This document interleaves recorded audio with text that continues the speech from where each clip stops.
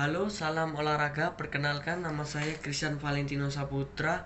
Pada kesempatan kali ini, saya akan menjelaskan tentang formasi dan taktik dalam bermain sepak bola. Tanpa banyak basa-basi, apa sih itu formasi? Formasi adalah suatu strategi atau cara penempatan ruang gerak serta pembagian tugas untuk setiap posisi yang telah ditempatkan pada pemainnya. Lalu apa aja sih macam-macam formasi? Formasi itu ada banyak, tapi pada kesempatan kali ini saya akan menjelaskan formasi yang benar-benar saya pahami. Yaitu ada formasi 4-2-3-1. Formasi ini terdapat 4 back, 2 gelandang bertahan, 3 penyerang tengah, dan 1 striker atau 1 CF. Pada formasi ini serangan dan pertahanan mereka sangat kuat.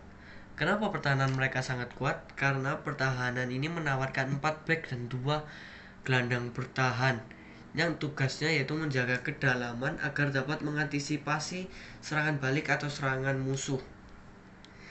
Serangan mereka juga kuat karena terdapat 4 penyerang, serta bila kondisi memungkinkan maka 2 gelandang bertahan juga akan ikut maju, sehingga lama-kelamaan pertahanan musuh akan terkecoh dan akan tercetak gol. Banyak tim-tim terkenal yang menggunakan formasi ini, yaitu ada Real Madrid, Manchester City, dan Borussia Dortmund. Kita lanjut ke formasi selanjutnya, yaitu ada formasi 4-4-2. Formasi ini terdapat 4 back, 4 pemain tengah yaitu LMF, CMF, dan RMF, dan 2 penyerang utama atau 2 striker. Formasi ini sangat klasik karena formasi ini sudah digunakan dari dulu dan formasi ini juga termasuk dalam acuan sepak bola. Formasi ini sangat dinamis dan klasik karena jarak antara pertahanan, pemain tengah, dan penyerang sangat-sangat seimbang. Dan tim-tim terkenal yang menggunakan formasi ini adalah ada timnas Inggris pada saat Euro 2012 serta AC Milan pada asuhan Arrigo Sacchi. Kita lanjut ke formasi selanjutnya, yaitu ada formasi 4-2-2-2. Pada formasi ini terdapat 4 back, 2 gelandang bertahan, 2 gelandang serang, serta 1 striker dan 1 second striker. Pada formasi ini LB atau winger back itu diharapkan bisa membantu gelandang bertahan untuk menjaga pertahanan atau menjaga lini pertahanan, serta gelandang bertahan juga dituntut untuk bisa mengalirkan bola ke depan dan menjaga kestabilan di tengah. Dan gelandang serang memiliki tugas untuk membawa bola ke samping atau mencari ruang ke samping atau membuat permainan di lini tengah, serta bisa mengalirkan bola ke striker. Dan di formasi ini terdapat second striker. Kita lihat ini, mungkin gambarnya kurang jelas, tapi second striker ada di sini. Second striker kadang-kadang akan turun untuk mengambil bola dan mengalirkannya ke striker utama. Pada formasi ini, ketika defense akan berubah menjadi 4-4-1-1 atau 4-4-2, atau ketika menyerang dapat berubah menjadi 4-2-4 atau 4-2-3-1. Formasi ini adaptasi dari formasi 4-4-2. Kita lanjut ke formasi selanjutnya, yaitu formasi 4-3-3. Formasi ini sangat terkenal karena memiliki daya serang yang besar, yaitu lebih ofensif, tapi tetap memiliki 4 back dan 1 gelandang bertahan. Formasi ini sangat variatif ya, yaitu terdapat 4 back, 3 pemain tengah, dan 3 penyerang, yang terdapat LWF, RWF, dan 1 CF, 1 striker atau bisa kita sebut sebagai target man. Formasi ini bisa sangat variatif, bisa 4-3-3 dengan gelandang bertahan, atau 4-3-3 dengan gelandang menyerang. Makanya ada yang namanya 4-3-3 diamond, ada 4-3-3 yang lain-lainnya.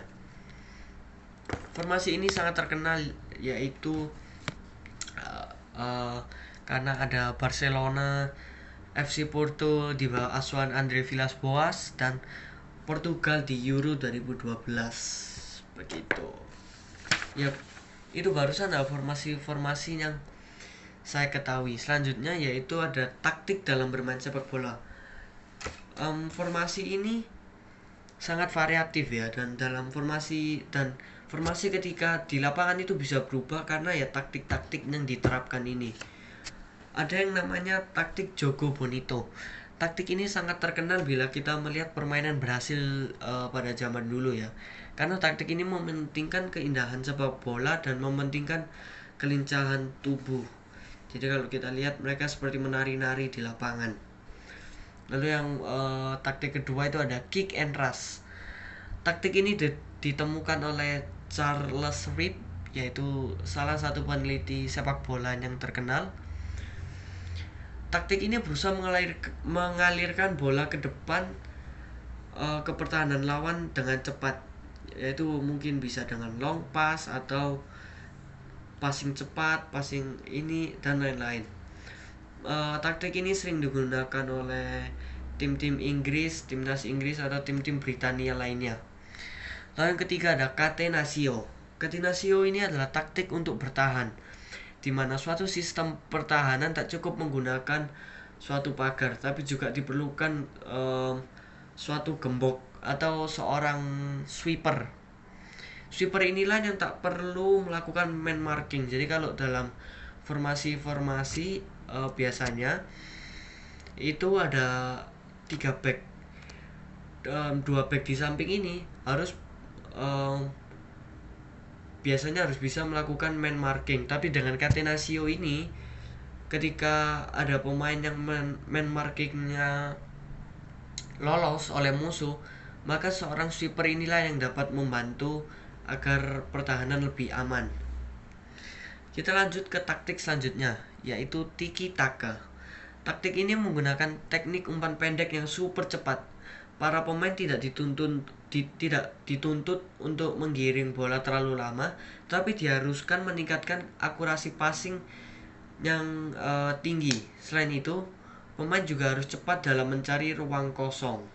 Biasanya klub-klub yang menggunakan taktik ini dapat menguasai ball possession yang lebih besar. Begitu. Salah satu pengguna tiki taka yang terkenal yaitu Barcelona di bawah asuhan Pep Guardiola, atau kita kalau tahu zaman dulu itu yang menemukan taktik ini itu Johan Cruyff. Lalu kita lanjut ke taktik selanjutnya yaitu parkir bus. Parkir bus ini adalah taktik ultra defensif, yaitu taktik ini biasanya menawarkan 9 pemain dalam kotak penalti. Taktik ini kadang-kadang terlihat membosankan, tetapi bila pengguna taktik ini bisa mendapatkan bola, maka akan melakukan serangan balik yang cepat yang biasanya dapat menghasilkan gol. Memang agak unik taktik ini ya.